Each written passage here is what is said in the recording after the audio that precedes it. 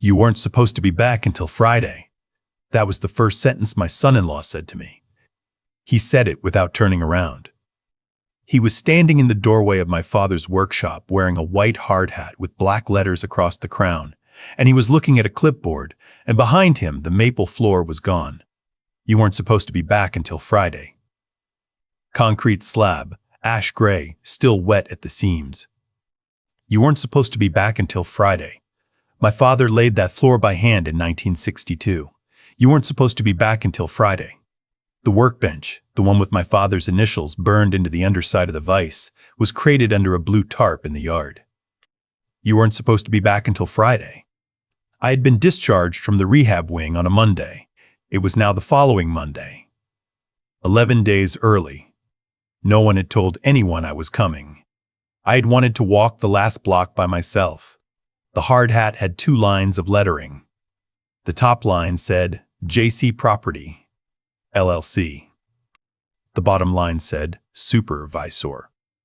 I did not know, standing on that gravel, that every permit hanging in the window behind him had already been filed under my name. My name was not on the LLC. His was. And he had not once used the word ask.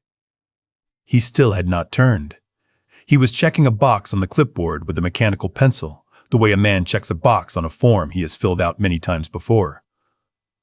The crew's coming back at 11, he said. We're doing the range hood today. You want to see the layout? I did not answer him.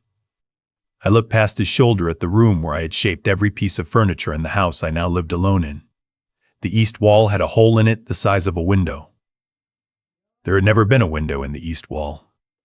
There had been a pegboard, and on the pegboard, 41 hand tools, arranged in the order my father had arranged them the summer before he died.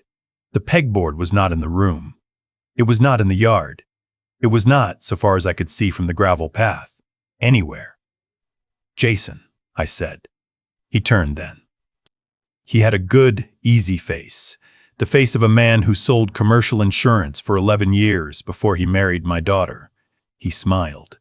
Kenny, he said, you look great. Knee holding? Where are my tools? I did not say it as a question. He tilted the clipboard. Storage. We rented a unit. Climate controlled. Everything's labeled. Labeled by who? He shrugged. The crew. He said the word coach house for the first time, about 90 seconds into that conversation. He said it the way a man says a word he has practiced. The coach house rental, he said, is going to be a real thing for this family, Kenny. Real money. $2,800 a month, off-season. We modeled it. Who is we? He smiled again. The family. I was 66 years old. I had one daughter. She was 31. She was not standing in the yard. She was not standing behind him. I had called her from the rehab wing the morning of my discharge and had gotten her voicemail, and I had left a short message, and she had not called back. That was 3 days ago. 3 days is not long. 3 days, in a family, can be a lot of things. Where's Stephanie? I said. She took Caleb to the pool. The pool doesn't open till 10. He looked at his watch. He did not correct himself. Kenny, he said, let me walk you through the plan. You're gonna love the plan. You know what your father would have said if he'd seen what this square footage could actually earn. I did know what my father would have said. My father had built the shop in 1962 out of brick. He salvaged from a foundry closure 2 counties over. He had not built it to earn. There were 3 hard hats on the sawhorse. All 3 said JC Property, LLC.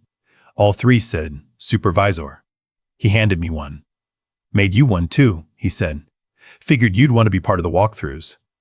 I did not take the hat. There is no supervisor on this job but me, I said. It came out quieter than I meant it. He laughed. A short, warm laugh. The laugh of a man who has decided in advance that whatever the older man says will be handled with grace. Kenny, he said, we're a team. You're the muscle memory. I'm the muscle. He set the hat back on the sawhorse. Come on, let me show you the loft plan. The loft plan. For the sleeping platform. We're going up, not out. Zoning wouldn't let us go out. Who filed the zoning? The office. Whose office? He looked at me for a second, the way a man looks at a smoke alarm that has just started chirping. Then his face reset. The permit office, Kenny. Down at the annex. They were great. Whole thing was a two-visit thing. A two-visit thing. I know. I couldn't believe it either. Your name, your old license number, must still be current in their system because the guy just kept clicking through. The guy just kept clicking through, I said. I walked past him. He did not stop me. I walked into what had been my father's workshop, and I stood on the wet concrete and I looked at the front window. Taped to the inside of the front window, from left to right, were 4 permits. Each permit was on the yellow paper the county uses for permits. Each permit had a supervisor field. Each supervisor field in the same 3 lines of courier print read, Vance, Canon 8th R. MC. CL4418, Me M. 0229. Master Carpentry. Master Electrical. The 2 license numbers my father had signed over to me in 1988, when I was 28 years old and he was dying, and the shop was becoming, in the space of a summer, mine. I had not signed a permit application in 11 weeks. I had been in a rehab wing 11 weeks. I had been unconscious under general anesthesia the morning the first of these 4 permits was filed. Behind me, in the doorway, Jason was still talking. He was telling me about the tankless water heater. He was telling me about the mini-split. He was telling me that the first tenant was booked for the 15th of next month, and that we were going to be in great shape by then. I did not turn around. I put my hand flat on the yellow paper. I could feel my own name through the glass. That night, I sat at my kitchen table at 5 o'clock. The kitchen was in the house. The house was 30 feet from the workshop. Through the kitchen window, I could see the tarp on the workbench in the yard. It was moving in the wind. I had made a cup of coffee. I had not drunk any of it. On the table in front of me were 3 things. The first was my father's original master carpentry license, in its frame, from 1959. The second was the letter I had received in the rehab wing on week 7, from my daughter, in her handwriting, that said only, "We are doing something at the shop while you rest. Don't worry about it. Save your strength." I had read that letter as love. I had underlined the word rest. I had folded it into the book I was reading. The third thing on the table was my phone. I had not called her. She had not called me. I had been home 4 hours. From the yard, I could hear a truck pulling up to the alley gate. I heard voices. I heard Jason's voice, easy, warm, giving directions. I heard a second voice, a man's, asking about the loft joists. I heard a third voice, also a man's, asking what the sight line from the deck would look like when the trees came out. I did not know there was a plan to take out the trees. Marlene's chair was still in the corner of the kitchen. She had died in the spring of the year before I retired. I had not moved the chair. I sat and I looked at the chair and I said, out loud, "Marlene, what would you do?" Marlene would have gone out into the yard and asked, in the pleasant voice she used on the phone company, what exactly was going on. Marlene would have asked to see the drawings. Marlene would have said the word please 3 times and the word no once at the end, quietly, and everyone would have gone home. I did not have Marlene's voice. I had my father's. My father had spoken very rarely, and when he had spoken in single sentences that ended conversations. He had a way of putting one hand flat on a table before he spoke, as though he were laying the sentence down before he said it. I put my hand flat on the table now. I did not say anything. I sat there for what may have been an hour. When I stood up, my knee, the new one, still stapled, buckled once and caught. The coffee was cold. I poured it into the sink. Through the kitchen window, in the last of the light, the tarp on the workbench lifted in a gust and fell back, and I saw, for a moment, the corner of the crate underneath and the black paint of my father's initials on the leg. At 7:40, she pulled into the driveway. Caleb was asleep in the car seat. Her hair was up. She looked through the windshield at the workshop first, then at the kitchen, then at me in the kitchen window. She did not smile. She did not wave. She unbuckled Caleb and carried him past the kitchen door and into the main house through the side entrance. She did not come in to see me. I waited 10 minutes. Then I walked out to the driveway. She was in the front seat of her car with the door open, looking at her phone. "Steph," I said. She looked up. Her face did something small and quick, a flinch and then a reset and then a smile. "Dad, you're home. I've been home since 1. "I know," Jason texted me. She did not stand up. She stayed in the driver's seat with her feet on the driveway. "How's the knee?" "Steph, what is in my shop?" She looked at her phone again. She did not look at me. "Dad, can we do this tomorrow? I've been on my feet all day." "Steph, it's a rental unit. It's going to make the family a lot of money.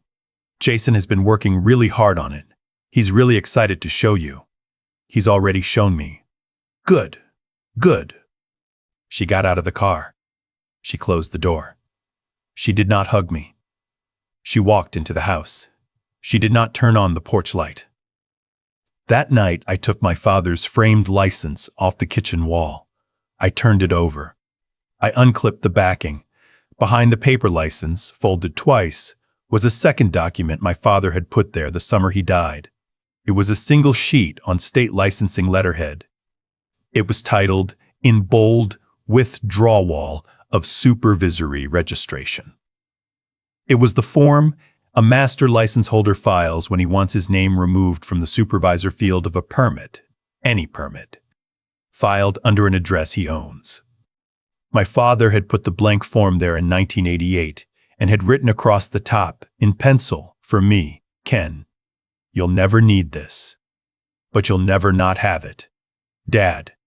I had not needed it. I had not looked at it in 38 years. I sat at the kitchen table with the form in front of me for a long time. I did not fill it out. I put it back behind the license. I put the license back on the wall. I went to bed. In the dark, on my back, staring at the ceiling with my knee elevated on a hospital pillow, I thought about what my father had actually meant by that sentence. He had not meant, "You will never need this." He had meant, "You will know, when you need this, what it is for." He had meant, "Do not use it before you know." The next morning at 7:15, the mail carrier came early. There was a thick manila envelope in the box. It was addressed to Jason Cole, at my address, but the street number was wrong by 1 digit. The carrier had corrected the number in red pen. The return address, printed in the upper left, was a firm out of the state capital. The name of the firm meant nothing to me. Under the firm's name were 2 words, Development Partners. I stood at the mailbox. I looked at the envelope. I looked at the workshop, 30 feet away, where 2 men in JC Property, LLC hard hats were already setting up a table saw on the gravel. I looked at my house. I looked at my daughter's second-floor window, the shade still down. I walked back into the kitchen with the envelope. I set it on the table. I looked at it. It was not addressed to me. I had every legal right, as the occupant of record, to open a piece of misdelivered mail that had been signed for at my address by no one.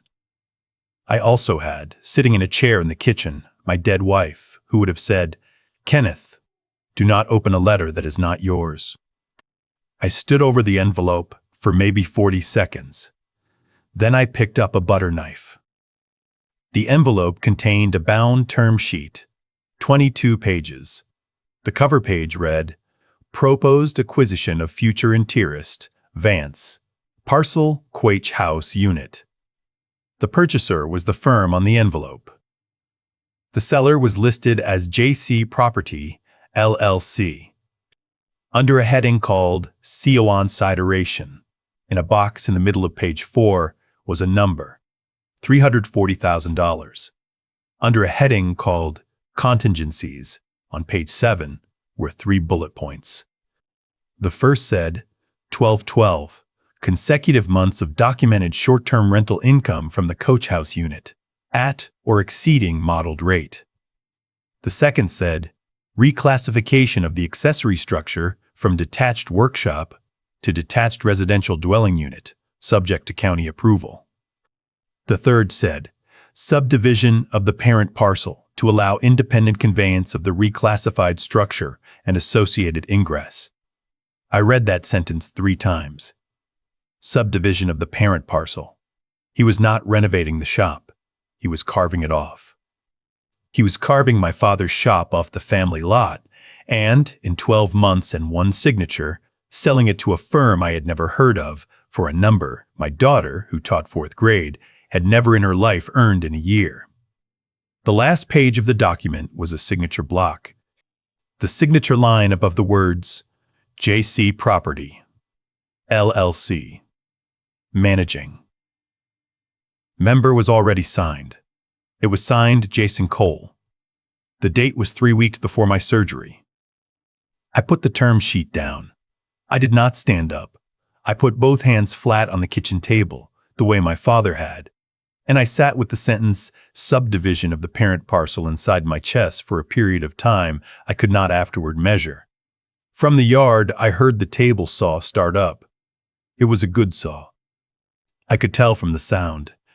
It was a saw I had once, before my surgery, priced at a trade show and decided against because the fence tolerance was not what I wanted. Jason had bought that saw. Jason had bought that saw on a company card, from an LLC I was not a member of, to cut boards inside a building I owned. I felt, sitting there, 66 for the first time. Not tired, not slow, located. I understood exactly where I was. I was the last person alive who knew what the pegboard on the east wall was supposed to look like. I was the last person alive who had been in the room the day my father laid the maple. I was, on paper, on 4 sheets of yellow paper taped to my own front window, the supervisor of a job I had never seen a drawing of. And I was, in this county, in this state, the only person whose signature could make all of it disappear. I resealed the term sheet as best I could with a piece of clear tape from the junk drawer. I walked it back out to the mailbox. I put it in the box. I closed the flag. I walked back inside. I took my father's license off the wall. I unclipped the backing. I took out the withdrawal form. I laid it on the kitchen table next to the coffee I had again not drunk. Then I did something I did not expect to do. I picked up my phone and I called my daughter. She answered on the 4th ring. There was noise in the background. Caleb and a cartoon, and, farther off, Jason's voice on what sounded like a speakerphone call. Dad, she said, are you okay? Steph, I need you to come over here today. Just you. Not Caleb, not Jason. A pause. Dad, what's going on? I need to show you something your grandfather left me. That's all. Another pause. Longer. Is it about the shop? It's about your grandfather. A third pause. In that pause, I heard Jason, in the background, say cheerfully, into his own call, no, we're clear on the supervisor piece. He's on board. He was thrilled. Stephanie heard him too. I know she did, because when she spoke again, her voice had changed. I can come at 4, she said. I can come alone at 4. At noon, I walked, slowly, on my new knee, down to the end of the block, where Doreen Halpert has lived across from us for 31 years. She was on her porch with the crossword. She looked up. She smiled. Then she stopped smiling. Kenneth, she said, you're home. I'm home. How's everything going with the... She waved vaguely up the street toward my house. With the project. The project. The rental thing. Jason came over in April. He was very sweet. He said you loved the idea, that it was going to be your legacy piece. He asked if I'd be a reference for the platform, for the neighborhood vibe. I said yes. I probably shouldn't have said yes without checking with you, but he said you loved it. Doreen looked at me. Her face. Doreen has one of those faces where every thought she has ever had is visible on it. Did a slow, careful thing. Kenneth, she said. You didn't love it, did you? No, Doreen. Oh, sweetheart. She set the crossword down. Oh, sweetheart, I am so sorry. It's all right. It is not all right. She stood up. She was 79. She stood up like she was 30. What can I do? Nothing yet. I need you to do nothing yet. When I need you to do something, I will come and ask. You come and ask. Kenneth Vance. I will. She came at 4:02. She parked on the street, not in the driveway. She walked in without knocking. She sat in the chair across from me at the kitchen table, Marlene's chair, without asking. Her hands were shaking slightly. She saw the license on the table. She saw the form beside it. She did not pick either of them up. Dad, she said, what is this? This is the license your grandfather gave me in 1988. This form is the form he put behind it. This form, if I sign it and mail it, removes my name from every construction permit at this address. All 4 of them. Effective in 30 days. She stared at the form. She did not touch it. Dad, what are you saying? I am saying that whatever your husband has been building in that shop, he has been building it under my name, not under his, under mine. He never checked. The county system pulled my number because the address is registered to me, and I am the license of record. He did not know, or he did not want to know. I do not know which. She was quiet for a long time. She was looking at the form. Finally, she said very quietly, Dad, there's something I saw on his laptop. Last week, I wasn't looking. I was looking for a car insurance thing. Steph, it was a spreadsheet. It was called, she said, and she had to stop. She looked at her hands. She started again. It was called Vance Buyout Timeline. I did not say anything. There were dates on it, Dad. The first date was the week of your surgery. The last date was next spring. There was a column called Kenneth. There were 3 rows in the Kenneth column. The first row said, Phase 1 relocation to assisted living pitched by Steph. The second row said, quit claim executed. The third row was blank. She looked up at me. Her eyes were wet, but her face was not moving. I closed the laptop. I found the insurance thing on my phone. Dad, I did not say anything to him. I did not say anything to you. I did not know what I had seen. I told myself I had misread it. I have been telling myself I misread it for 6 days. I did not answer. I looked at the form on the table.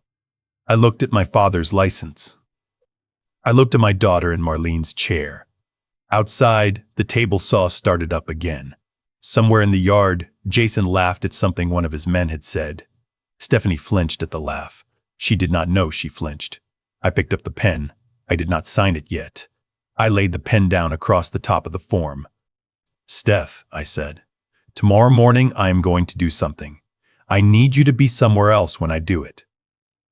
The morning after the term sheet arrived, I did not call my daughter.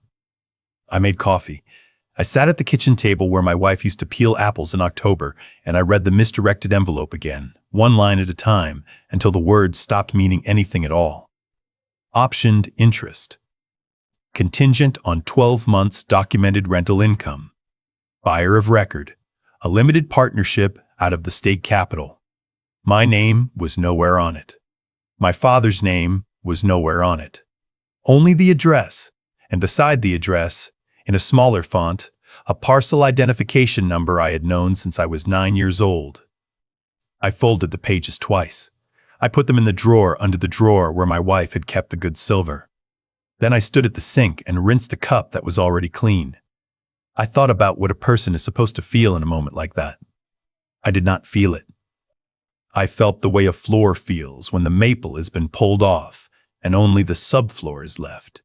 Flat, cold, load-bearing, waiting. That afternoon, my son-in-law knocked on my back door and asked, cheerful as a radio ad, if he could borrow my long extension cord. I gave it to him. I did not ask what for. I watched him carry it across the yard toward the workshop, and I understood I had not yet decided anything. On Wednesday, I drove 2 hours south to the state licensing office because I wanted to be sure. Not sure of the law. I had been sure of the law since 1988, when my father sat me down at the same kitchen table and slid the 2 licenses across it with his thumb still bandaged from a chisel slip. I wanted to be sure of the paperwork. The clerk was a woman in her 40s with reading glasses on a beaded chain. I gave her the workshop address. She typed. The screen filled. 12 permits pulled in the last 90 days, she said. Supervisor of record on all of them, she squinted. License number ending 4192. Is that you, sir? Yes, ma'am, I said. Master carpentry and master electrical. Inherited. She looked up at me over the glasses. Nobody's contacted our office about a change of supervisor. No, ma'am. Have you been on site?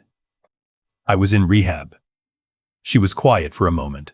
Then she said, very carefully, Sir, do you understand you can withdraw at any time, in writing, and every permit under your number goes void 30 days after we timestamp it?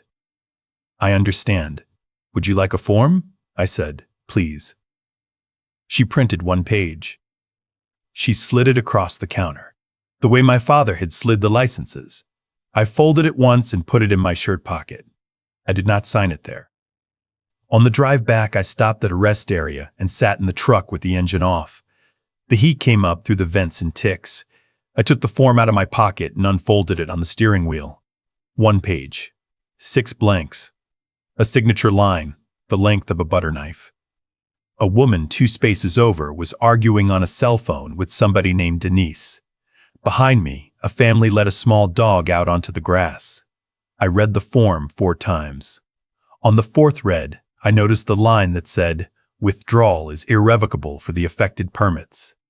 I read that line twice more. I thought about my daughter's face at the 4th of July cookout, tipped up toward her husband while he toasted my flexibility. I thought about my grandson's small hand around my index finger the first time he stood up on his own. I thought about my father sanding the maple, 1 board at a time, whistling something without a tune. I did not cry. I did not fold the form again. I put it flat on the passenger seat and drove the rest of the way with my hand resting on it, the way you rest, a hand on a dog that has been shaking. When I pulled into the driveway, the workshop lights were on. A truck I did not recognize was parked on my grass. There were 3 of them, all in the JC Property, LLC, hard hats. My son-in-law was on the workshop's front step with a clipboard. He raised the clipboard at me the way a man waves at a neighbor from a boat. Ken, he called, come meet the guys. I walked over slowly, the way a knee 3 months out of surgery walks. The tallest of the 3 stuck out a hand. Real pleasure, heard a lot about you. Have you? I said. Your son-in-law says you built half this town. My father built some of it. Same thing, right? He laughed. Nobody else laughed. My son-in-law said, these are the money guys, Ken, from up at the Capitol. They wanted to see the property. The property, I said.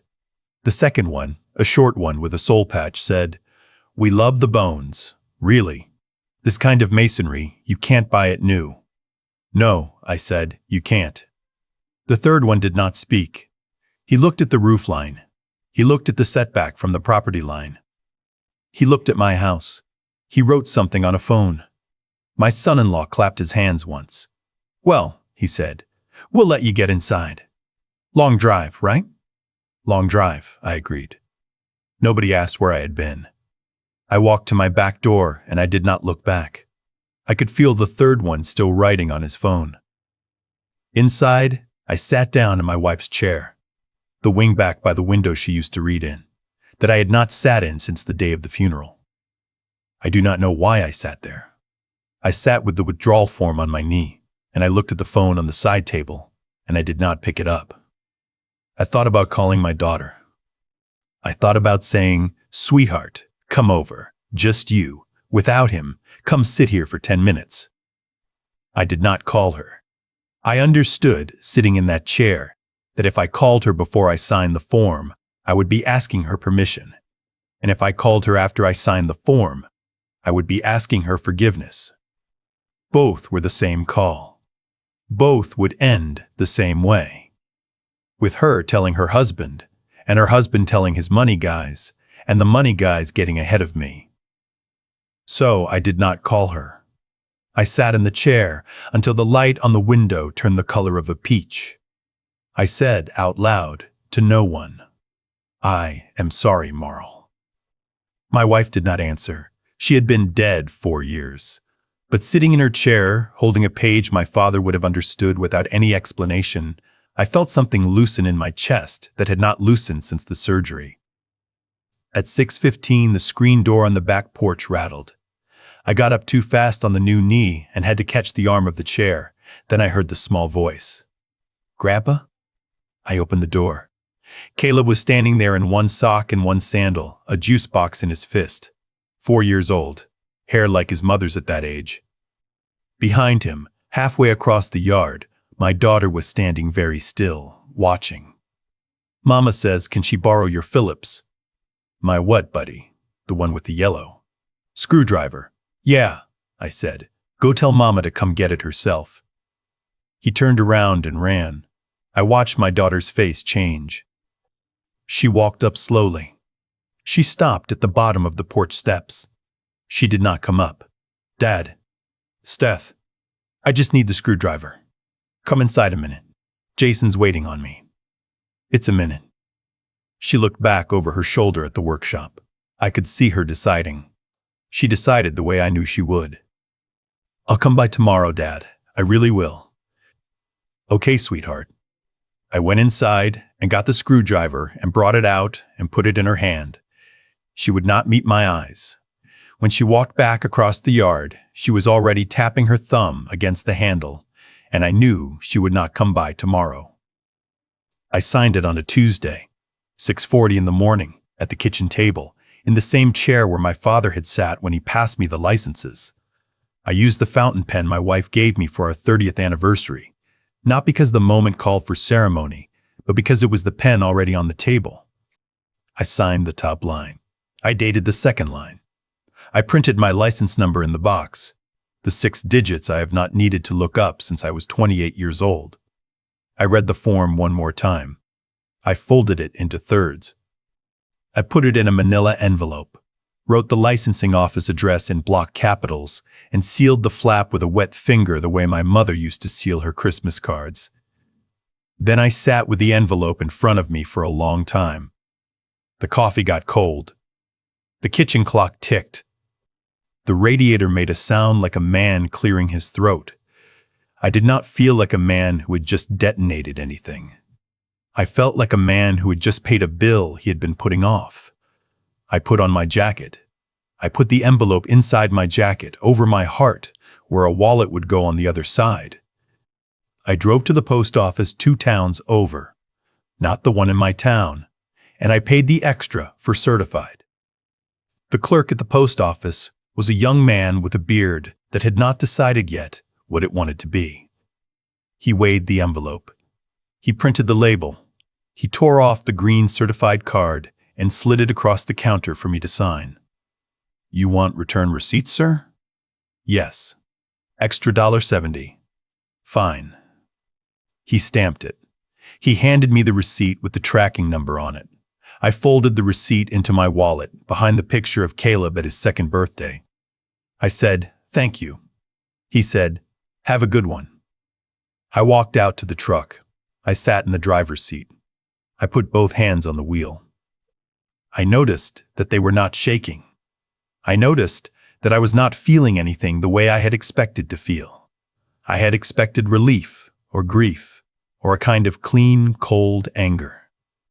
What I felt instead was closer to what a man feels when he steps off a plane in a country whose language he does not speak. Awake, alert, quiet, waiting to be told which way to walk. Effective in 30 days. 30 days from Thursday, when they would timestamp it. 30 days was the 15th of the following month. The 15th of the following month was the day the first tenant was booked to arrive. That afternoon, Doreen Halpert came up my walk with a Pyrex dish wrapped in a dish towel. She had been my wife's closest friend on the block. She had not stopped bringing food since the funeral, 4 years running. I opened the screen. Doreen. Chicken and rice. You'll eat it or you won't. I'll eat it. She stood on the step. She did not come in. She said, Kenneth, are you all right? I'm all right, Doreen. I don't mean the knee. I know what you mean. She looked past me into the hallway. She looked at the framed picture of my father in his work shirt on the wall above the coat hooks.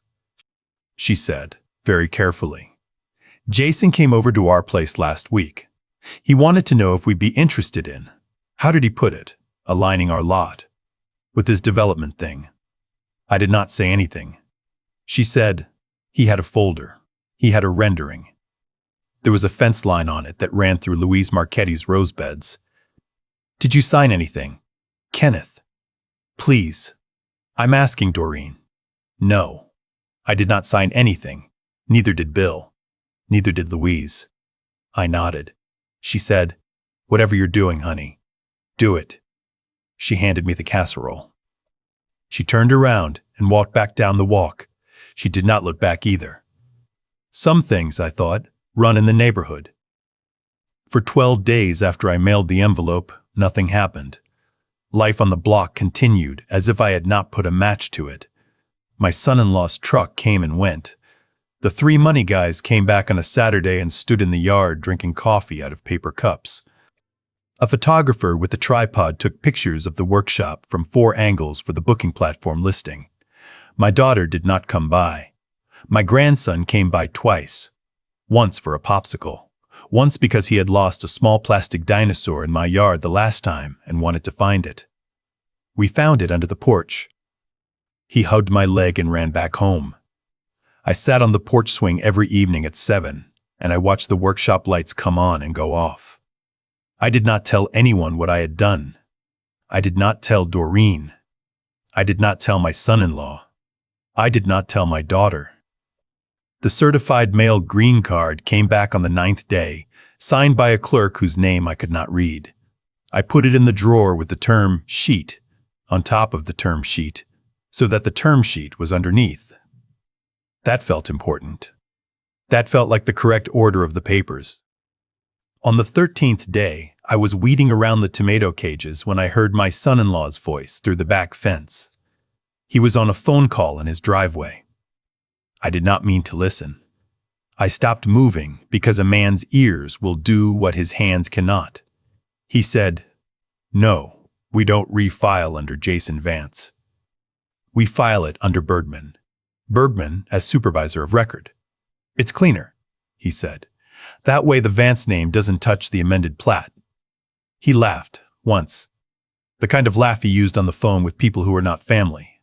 Then, quieter. No. She doesn't know. She doesn't need to know yet. I stood in the tomatoes with the trowel in my hand. I heard his truck door shut and pull away. Then my cell was buzzing on the picnic table. I got to it on the 4th ring. It was my daughter. Her voice was thin. Dad, are you home? I'm in the yard. Can I come over? Alone. Alone is fine. She hung up. I went inside and washed my hands and put on a clean shirt. I did not put the term sheet on the table. I did not put the certified receipt on the table. I put the coffee on. I sat down in my father's chair and I waited. Her little car pulled up 11 minutes later. She did not honk. She did not slam the door. She walked up the back walk, the way a person walks up to a house where somebody has recently died. She sat down across from me and set her phone face down on the table between us. Her hands were shaking. She said, I opened Jason's laptop this morning. Okay. He asked me to print the auto policy. He said the file was right there on the desktop.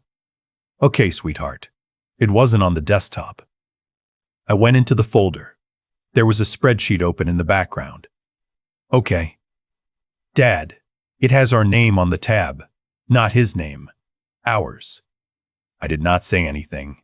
I let her get through it. She said, there are months down the left. There are line items across the top. The workshop is a line item. The back parcel is a line item. You are a line item, Dad. There is a column that estimates how likely you are to sign off on something, and the number under your initials is barely above 0. Barely above 0? 15 out of 100. He wrote it as a decimal, like he was doing math. She started to cry. Not loud, the way she used to cry as a teenager, with her whole face still, and only her chin giving her away. She said, "There's a fallback row about rezoning it residential. There's another row that costs out a facility for you by the month." I looked at her. I said gently, "Steph, look at me." She looked at me. I said, "How long have you been married to him?" She said, 6 years. I said, "How long do you think he has been planning this?" She said, "I don't know, Dad. I don't know." I did not tell her about the withdrawal form. I have thought about that many times since, and I would not do it differently. If I had told her, in that kitchen, that I had already signed and mailed a page that would void every permit her husband was standing on, she would have gone home and told him, because that is what a person still inside a marriage does, even a marriage they have just seen the spreadsheet for. And he would have called the money guys. And the money guys would have called their lawyer. And the lawyer would have gotten in front of a licensing officer with a story about coordinated family action and supervisor abandonment. And my one page, my one signature, my one certified envelope would have been buried under other paper for a year. So I told her something else. I told her, "Sweetheart, take Caleb. Go stay at your mother's. Go stay at Doreen's or your Aunt Peg's or a hotel for 1 week. Do not tell Jason where. Do not tell Jason why. Say your father needs help after the surgery. Say anything, just for 1 week." She looked at me for a long time.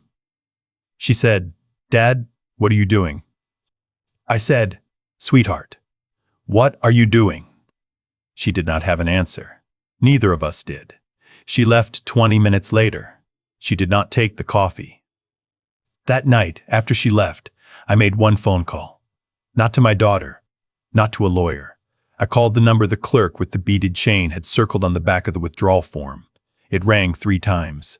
A woman answered. Not the clerk, another woman, older, tired. Enforcement. "My name is Kenneth Vance. Master Carpenter, Master Electrical, License 41922. I mailed you a supervisor withdrawal form 13 days ago. Certified. It is against a property where I am the record owner, and there are 12 permits open under my number. 1 moment, sir." I heard her typing. I heard her stop. I heard her type again, slower. She said, "Sir, I have the form. It is time-stamped. Effective the 15th. "Yes, ma'am. And you are calling because..."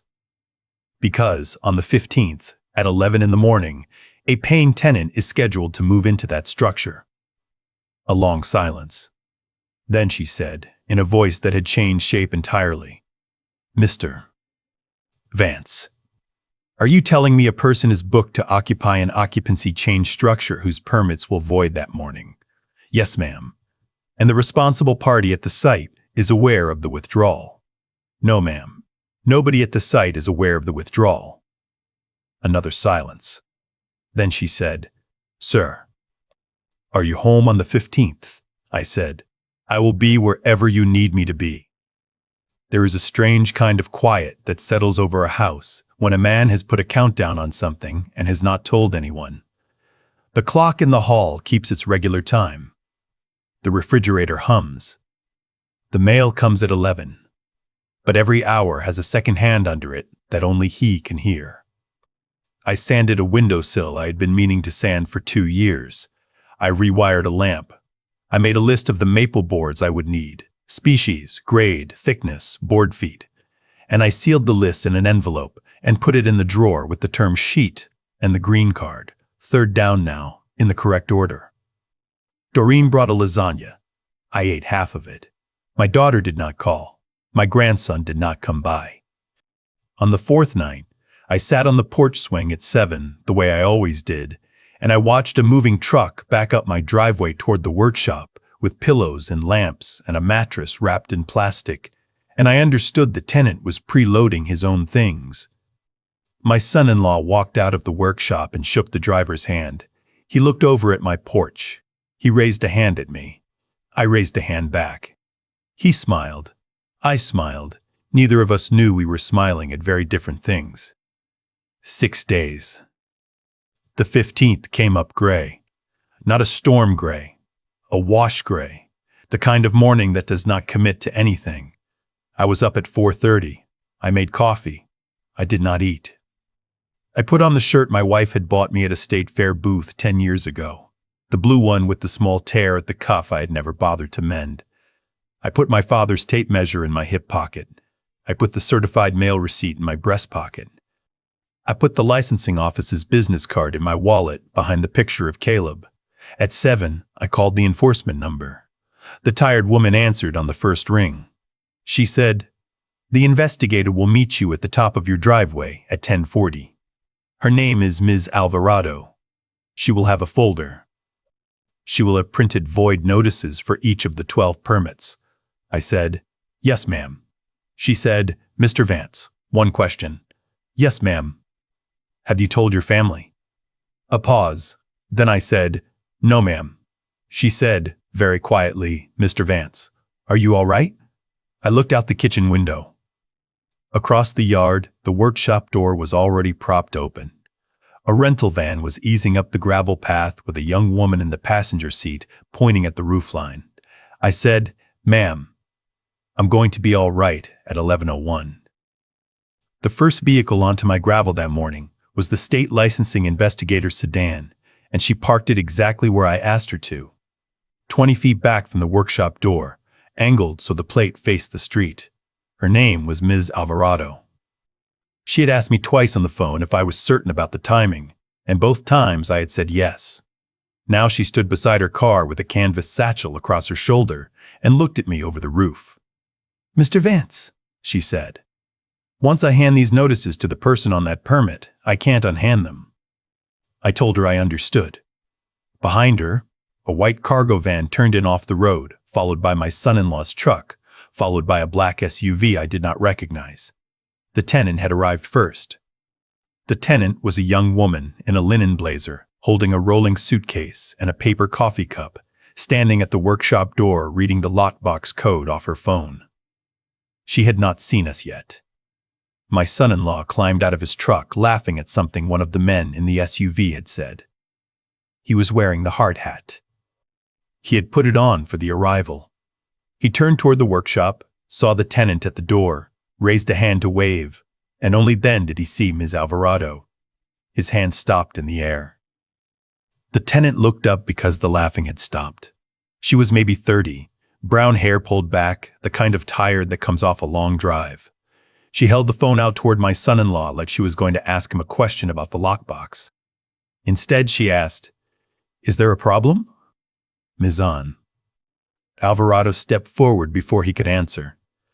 "Ma'am, I'm with the state licensing board. I'd ask you to hold on the entry for a few minutes. There's a permit issue with this structure." The woman's face did the thing. Faces do when the day they planned stops being the day they're in. "I have a reservation," she said. "I drove 4 hours." "I understand," Ms. Alvarado said. "We'll get you sorted. Please just stand over by your vehicle for a moment." The woman walked backward 2 steps, still holding the coffee, still holding the phone. My son-in-law finally found his voice. "Kenneth," he said. Just my name. He said it like a question he already knew the answer to. One of the men from the SUV. Tall, gray at the temples, a folder under his arm, took one look at the investigator's satchel and started walking, slowly, back toward the SUV. He was not going to be the one standing next to this. My son-in-law did not notice him leave.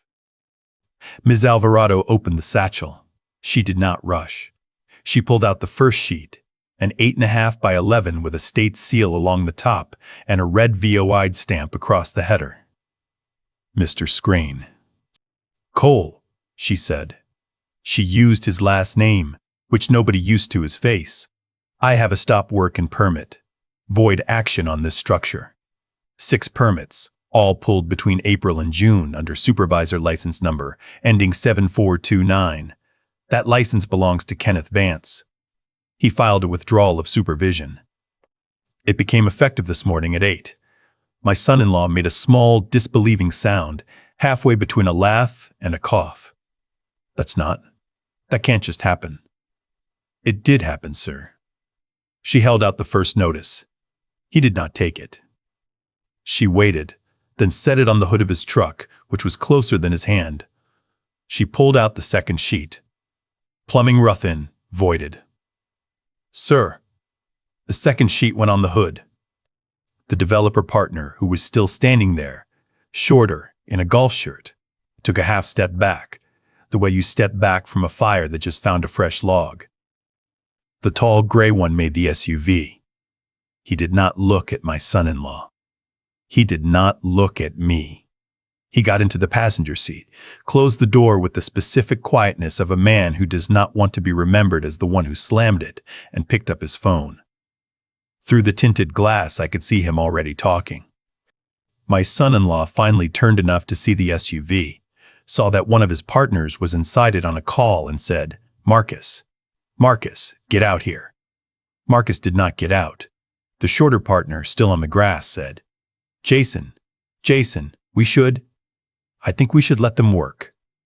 Let them work, my son-in-law repeated. Let them. He turned to me for the first time. He had not turned to me the day I came home from rehab either. This time, he turned all the way. You, he said. His voice was thinner than I expected. You filed something. I filed 1 page, I told him. Ms. Alvarado kept laying notices on the hood of the truck. Electrical. Voided. Occupancy change. Voided. Coach house classification application. Voided. Each sheet made a small, dry sound against the paint. My son-in-law watched her hand. He did not watch mine. The woman with the suitcase was on her phone now, back by her car, and I heard her say, No, ma'am, I'm at the property. There's a state investigator here. I don't think I'm going to be able to check in. Then a pause. Then, tighter. Can I get the full refund tonight? Ms. Alvarado glanced over. Ma'am, I can give you a case number for your records if that helps. The woman nodded, wrote it down on the back of her coffee sleeve. She loaded her suitcase back into her trunk, one hand still holding the phone.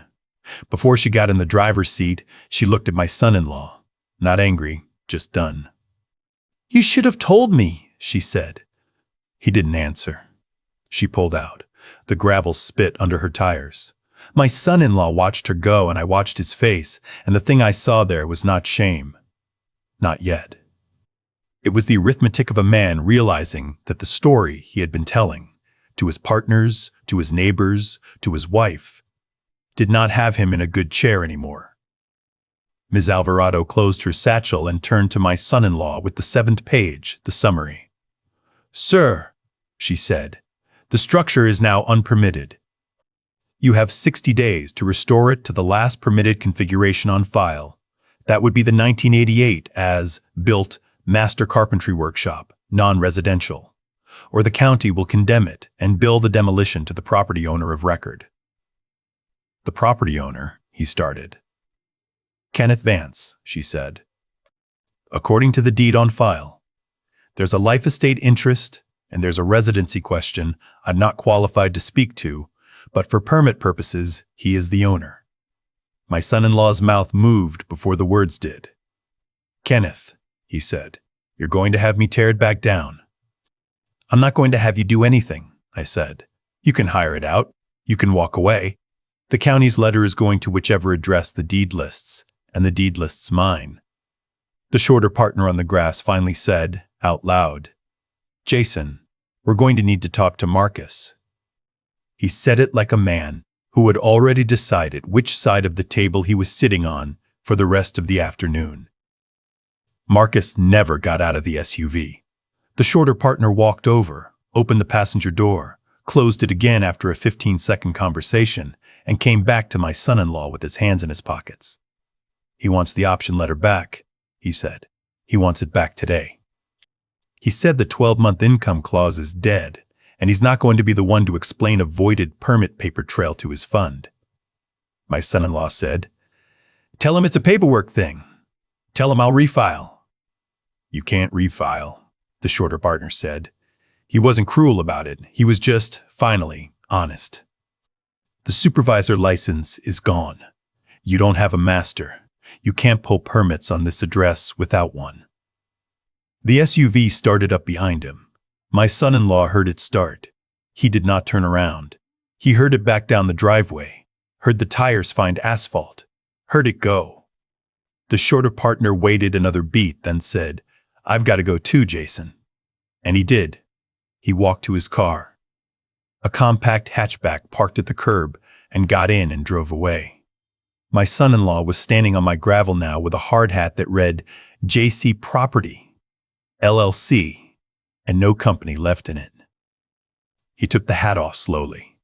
He looked at the letters on the front like he had never read them before. Then he set it, careful as a man setting down something he might still need later, on the hood of his truck next to the 7 void notices. He did not throw it. I want that on the record. He did not throw anything. He put a hand on the truck for a second, the way you put a hand on a wall when you stand up too fast, and then he said, without looking at me, "Does Steph know?" "About the withdrawal?" "No." "About the option letter?"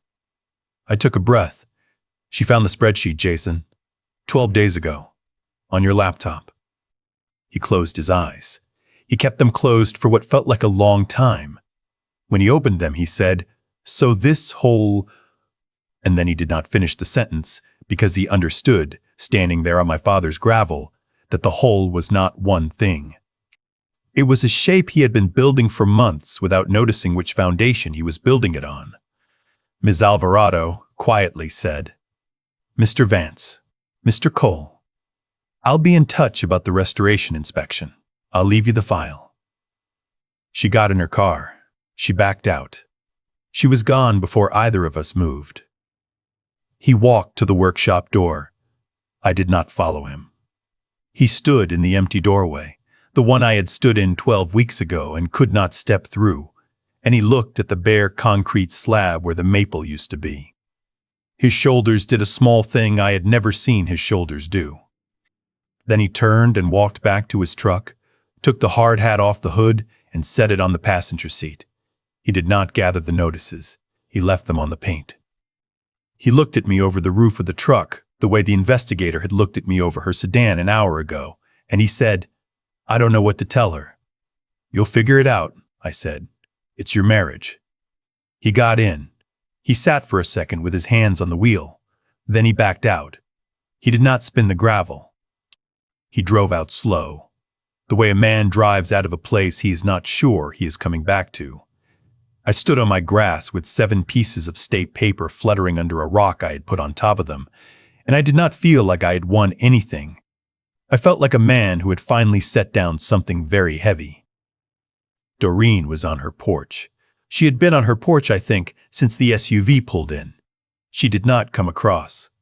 She lifted her coffee cup an inch off the railing when I looked at her. That was all. And then she went back inside her front door. That was the kindest thing anyone did for me that morning. She let me have the driveway to myself. I gathered the 7 void notices off the hood, put them in the manila folder Ms. Alvarado had left me, and walked into the house. The kitchen clock said 9:14. The kettle was where I had left it. I did not put it on. I sat in Marlene's chair at the kitchen table, and for the first time in 12 weeks, I did not have to plan what to do next. That, I have learned, is its own kind of undoing. I sat there until the phone rang. It was Steph. She said, "Dad." Just that. I said, "I'm here, sweetheart." There was a long breath on her end. Then, he came home. He told me. Some of it. Not all of it. I don't know how much is all of it.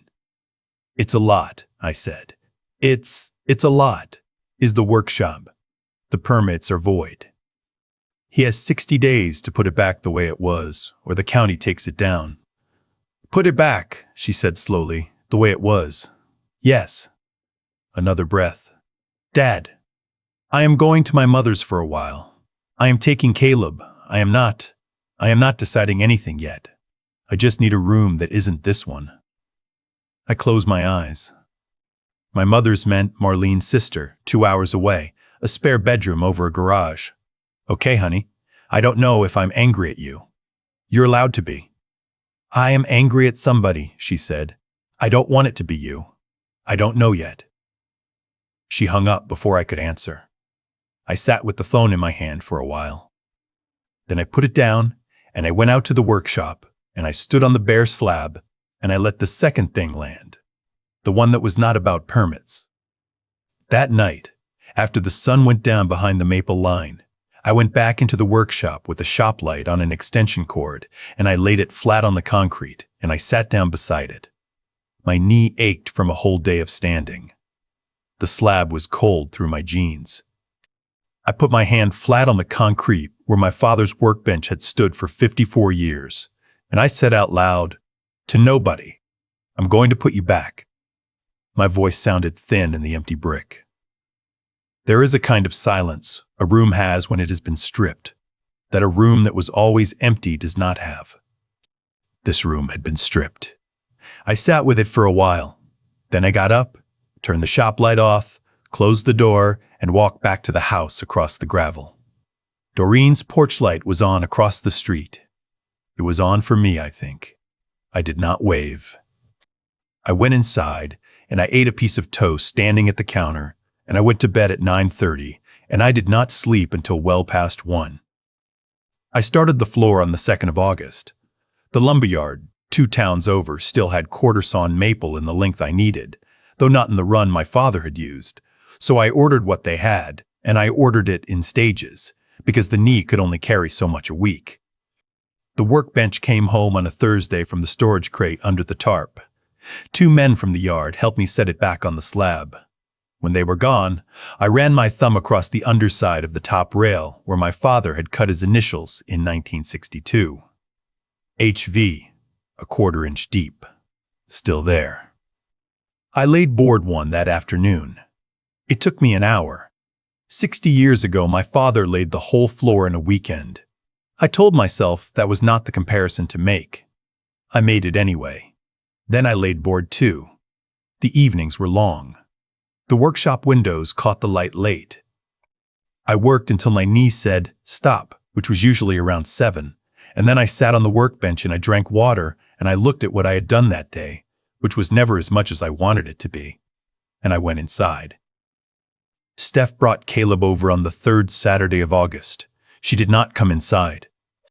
She sat on the front step of the house with a paper cup of coffee she had brought with her, and she told him he could go find Grandpa in the workshop, and he came running across the gravel the way a 4-year-old runs, arms out, no plan for stopping. I caught him at the door.